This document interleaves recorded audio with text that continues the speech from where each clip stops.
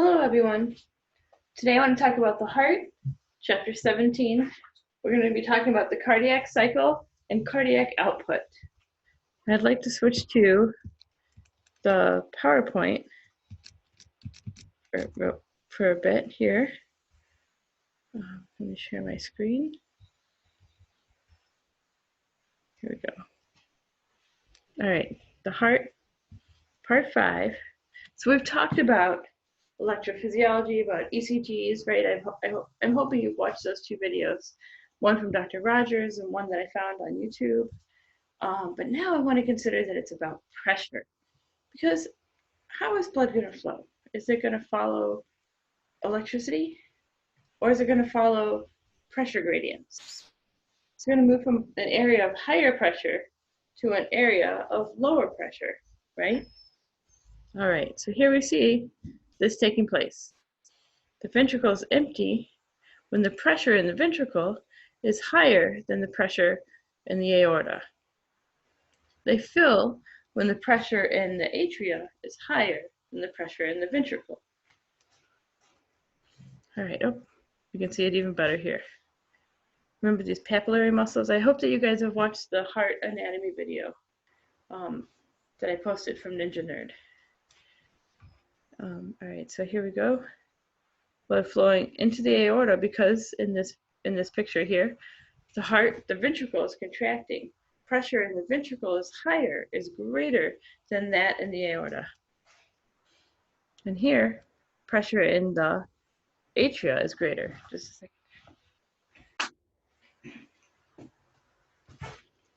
second. While in the ventricle, it's lower. All right. So as the pressure changes are happening, what's going to prevent the backflow? For example, right here, why isn't, right now, in this picture, the pressure in the ventricle is lower than in the atria, but also lower than in the aorta? Why isn't the blood from the aorta going back to the ventricle? Because of the valves, right? Remember from that heart anatomy video, the valves are preventing the backflow. So what's this valve right here? The aortic semilunar. And how about this one here? Oh, it's listed. Okay, it's labeled the mitral, or you could call it the bicuspid. All right, so these different valves are what gives the heart its sounds.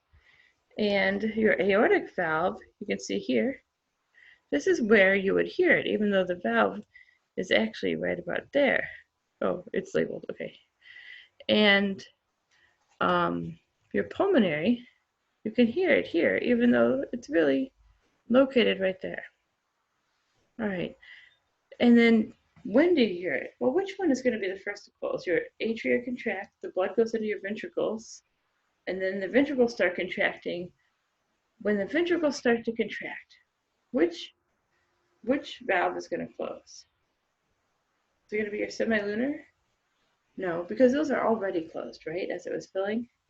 It's going to be your AV valve, atrioventricular valve. So that's going to be the first sound you hear. So over here, your tricuspid and your mitral or bicuspid for S1. All right, we'll talk about that again a little more in a minute. All right, something else I want to point out to you guys before we put this together. Have you ever been at a stoplight, an intersection, when all 4 stoplights are red? What we see in this picture here, right? And you can see why that's a good thing to have. But our heart does something a little bit similar, where all valves are closed. So here's the cardiac cycle. And we're going to go through it, but you have ventricular filling, when the ventricles are filling with blood. Isovolumetric contraction, we'll talk about that. Ventricular ejection, when the ventricles are contracting and the blood is exiting. It's ejected. And then isovolumetric relaxation. Those 2 and 4, the isovolumetrics, you may not have heard of before. So I want to go through these. All right, let's start with ventricular filling. Is your heart in diastole or systole here? For example, like your blood pressure, would you be experiencing systole or diastole? Well, your atria are contracting, right? They have a higher pressure than your ventricles. But your ventricles are in diastole. They're relaxed. And look what's open. Are your semilunars open? No, they're closed. And truly, there should be blood there, wanting to flow backwards, but not able to because of those valves.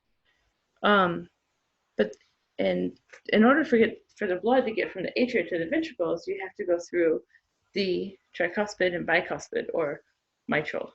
So those are open. Semilunars are closed during ventricular filling because the ventricles are relaxed. All right. Oh, I think I went over everything the slide says. Okay. But then, once it's filled, and not even truly that, but once the ventricles start to contract, what's going to happen? The tricuspid and bicuspid are going to close.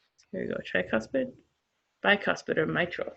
They are going to close so that the blood doesn't go back into the aorta. Does that make sense? So we're going into contraction. So is that diastole or systole? This is systole, right? And we are, and this is a point, this is an interesting point. Isovolumetric. What does iso mean? Kind of like same, think of isometric contraction back from chapter 9 or 10. So isovolumetric, same volume contraction. So what's happening is your ventricles have started to contract and they're starting to push on, I like to think of it as a door. They're starting to push on that door to let that blood out. But you know what? They haven't pushed hard enough to actually open the semilunars. They've pushed hard enough to close. The pressure has, I should say, let's say the pressure has increased enough that it's greater pressure there than in the atria. And the atrioventricular valve, those are closed, right? But the pressure is not great enough yet to eject the blood. Does that make sense? So you've got everything's closed. Pressure is great enough to close the atrioventricular valves, but the semilunars, it's not great enough to open those. So we're isovolumetric. So we haven't lost any volume. But then the pressure builds and exceeds the pressure in the aorta or the pulmonary trunk, and the blood is ejected. Are we isovolumetric? No, right? Our volume is decreasing. All right. And then we have a short period of isovolumetric relaxation. So just like we had isovolumetric contraction, once it starts to relax, the pressure in the ventricles gets lower than in the aorta or the pulmonary trunk, and the semilunars close.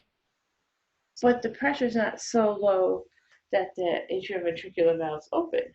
So here again, we have all 4 valves closed. All right, now something else I want to point out.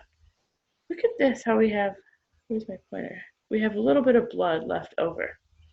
Isn't that interesting? We didn't quite get rid of all of it. And this is our, oh, well, let's talk about this. So were we in systole here? Very obviously, yes, right? Systole here? Yes, in our ventricles at least. But here, we're done with systole, right? We're entering diastole. So, oh, here we go. Ventricular diastole begins right there. And so you're done with systole. You're at the end of systole, and there's still some volume in your ventricles. I can't find the mouse, but you see the volume in the ventricles. So we call that end systolic volume. What about diastole? That's when it's filling, right? So at the end of filling, do we have something, a term for this? Oh, we do. Look at that right there. End diastolic volume. It's at the end of diastole. It's the volume in your heart before it ejects anything. So Or you can tell by the picture, is this greater than that? Yes. And can you tell how much the heart got rid of by looking at this minus that? We'll come back to this, but yes, you can. All right. All right, so here, let's look at the pressure here. Take a look at the right ventricle. Usually the pressure is lower than the pulmonary trunk. Interesting, right? So what's that going to cause? Are your semilunars going to be open or closed? They're going to be closed. But then every once in a while, when it contracts, oh look, still closed. Here's your isovolumetric contraction. Oh, look at this, how it has exceeded. See how the green goes above the blue line? So the green line is your right ventricle. So it slightly exceeds the pressure in the pulmonary trunk, opens that semilunar, ejects the blood. Now take a look at the left ventricle. Isn't this beautiful? So you have this huge pressure difference to overcome. So in that isovolumetric contraction phase, huge amount of contraction, and then it just slightly exceeds the aortic pressure. And that is when the aortic semilunar is going to open, ejection of the blood, and then isovolumetric relaxation. Does that make sense? Oh, here's the picture even better. Isn't that beautiful? Okay, so I want to discuss this with you. I know it looks complicated, but you can understand it really well. You already understand a good portion of this. All right, so remember ECG? What was a P wave? Atrial depolarization. So what's that going to cause? Contraction for the cells, right? The contraction's going to follow that. Now what's between P and Q here, by the way? Why is there a pause? Oh, right. Remember, I'm sure it was in, I remember seeing it in the videos even. That AV node delay, atrioventricular node delay. And why is that important? We need time for the ventricles to fill. So it delays it by about 0.2 seconds. And how does that happen? There are more inputs to that AV node than outputs. It's like driving on, there's a spot in 66 that goes from 4 lanes down to 2 lanes. Does traffic go faster there? No, it goes slower, right? It delays by a lot more than 0.2 seconds. So it's similar with that AV node.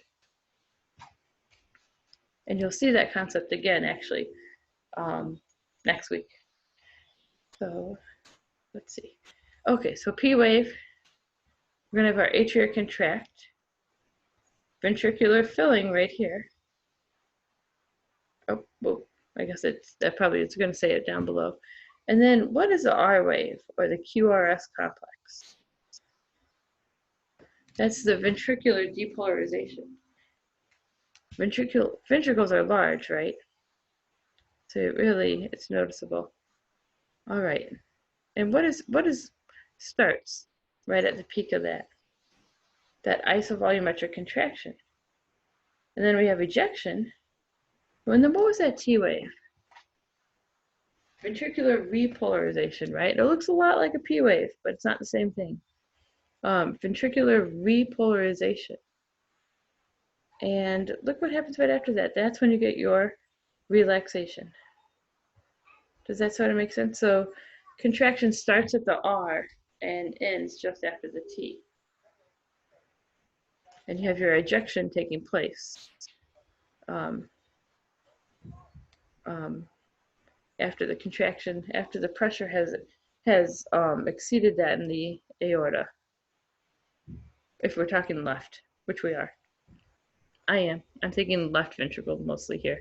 All right, so when the ventricles start to depolarize and you have that isovolumetric contraction, what happens? Your semilunars aren't open yet, right? But your AV node, or not AV node, AV, atrioventricular, I can't come up with the word, valves, the AV valves they're still open right at the beginning. But what has to happen? Because the pressure is increasing, we don't want any backflow, they have to close, right? So S1, the closing of your AV valves is going to take place right at the R, right when the ventricles start to contract. Isovolumetric contraction. Now, how about the semilunar? When are they going to close? They're going to close when the ventricles start to relax, right? So it doesn't backflow from the aorta to the left ventricle, or the pulmonary trunk to the right ventricle. So S2, right after the T wave. Pretty neat, right? Does that make sense? Should I say it again? I got tongue-tied in there. S1, right at the beginning of ventricular contraction, you need those AV valves to close, right? The tricuspid and the bicuspid or mitral. You want backflow from the ventricle to the atrium. And then when the ventricles start to relax, you have that next heart sound, which is the semilunar closing, because you don't want a backflow from the pulmonary trunk and the aorta into the ventricles. I think you guys got it now. All right, we talked about this, the pressure, and how it has to exceed the pressure in the aorta in order to eject the blood. And here's just this orange line down here is just the volume of the blood, right? Ventricular filling, isovolumetric contraction, no change in volume, and then ejection. Pretty fast decrease in volume. And then isovolumetric relaxation, no change in volume of blood. Then again, we go back to ventricular filling, and you see it increasing. Does that make sense? So you guys have this, you have it if you understand that part. All right. Well, here it is again with everything highlighted. The S1 and R. All right. This is right from your textbook. So take a look at this toward the end of chapter 18. Nope, 17, chapter 17. Okay. One more thing I want to talk about on the board is cardiac output. Okay? Let's do it in red. Nope, let's not do it in red. Let's do it in purple. Cardiac output. Output. CO. What the heart puts out in 1 minute. Now, what is cardiac output? It's something called, you guys have heard of heart rate and stroke volume. You might not have heard of stroke volume. We're going to talk about that. So let me write it.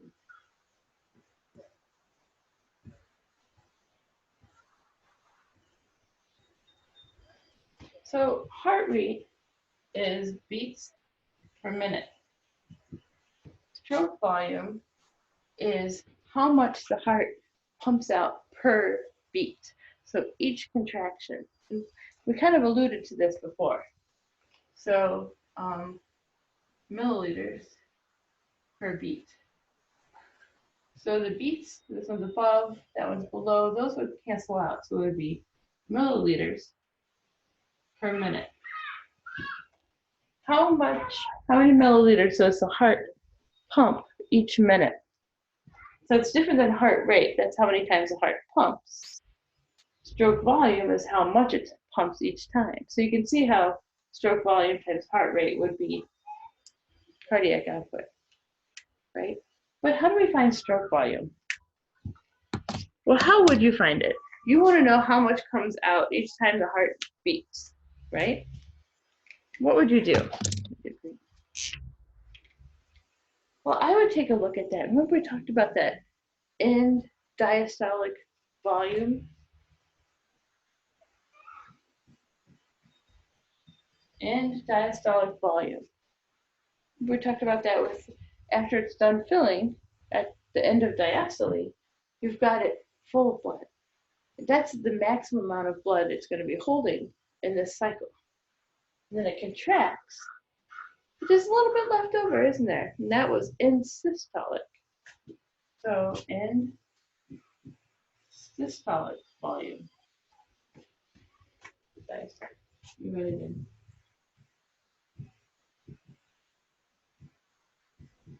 End systolic.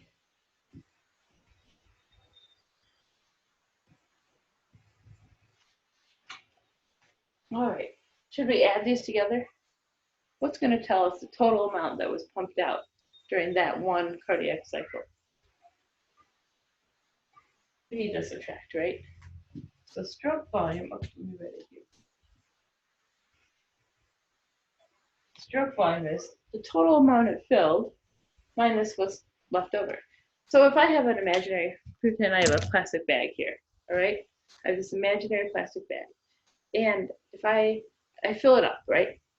And I squeeze it and some comes out, it goes all over the floor. Can I measure how much came out? And I can't really gather it up from the floor. It's not going to work. Too much of a mess, right? But what I could do, if I knew how much I filled it originally, I could measure how much was left over. Then I would know how much came out of the bag. Does that make sense? And that's what you're doing here. You know how much the heart filled originally. You know how much was left over, so you know how much came out. Does that make sense? All right, so that's how we determine cardiac output, how much the heart puts out. And later on, we'll talk about what affects that. But I want you to think about it. I want you to think about this because we had our hormone chapter, right? So think about what would increase cardiac output. And it's hard to see with the glare.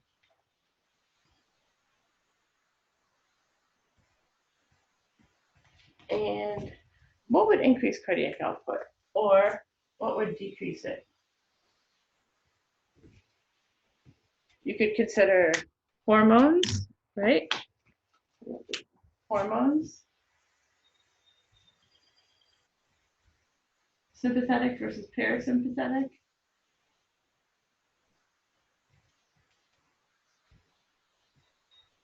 Nervous system. That's better. All right. Sympathetic, parasympathetic nervous system. We could, next chapter, we're going to consider things like blood pressure.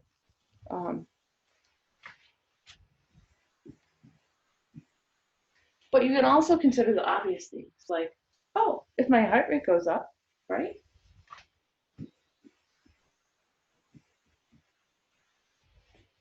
And then we'll talk later about things like blood volume. But if blood volume goes up, then that would cause a greater volume, and that would affect the volume here. So when you think about blood volume, when you consider hormones, like ADH, right? Aldosterone. And pressure, you can think angiotensin too. So think about those things. And also then what would decrease it, right? Same sort of thing. One hormone we're going to talk about, I want you to consider A and B. Atrial natriuretic peptide, that's produced by the heart. When the heart says, whoa, blood pressure is too high, and it releases that and lowers the blood pressure, increases urine volume actually. So ANP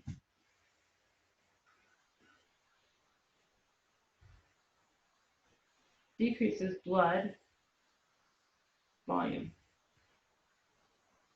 which decreases blood pressure. All right, does that make sense? So something for you guys to think about in between videos and chapters. We're going to talk about blood pressure a fair amount in the next chapter, blood vessels. All right, thanks for listening to the video. Bye, everyone.